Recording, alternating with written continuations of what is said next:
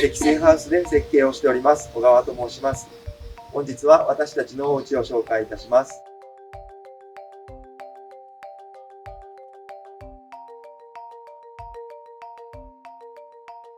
玄関は 2way で、お客様用の玄関と家族用の玄関を分けています。お客様の玄関は和室の前を通り、リビングまで通り土間のようにつながる空間になっています。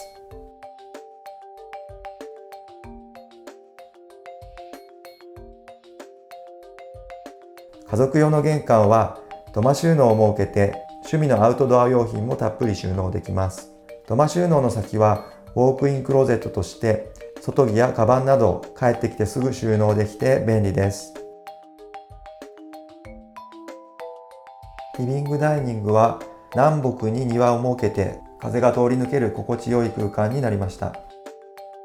床と天井は杉の無垢板を使用しています。木の感触を直接感じられています。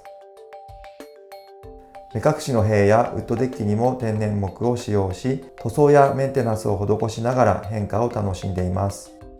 軒下空間を広く取ったデッキは心地よい居所の一つになっています。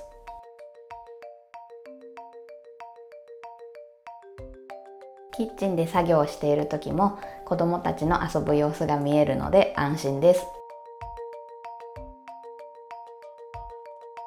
キッチン脇にはコンパクトな書斎スペースを設けました。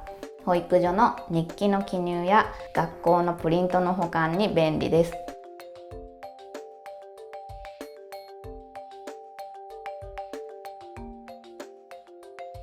2階の子供部屋はコンパクトにする代わりに長いファミリーカウンターを設けています。子供たちの勉強スペースにもなっています。2階の南側はランドリースペースになっています。大きな作業台があるので洗濯作業がとても楽です。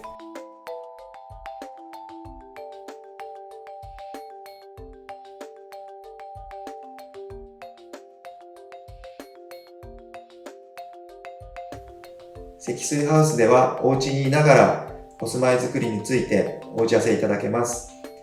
ぜひお近くの積水ハウスへご相談ください。待ってます。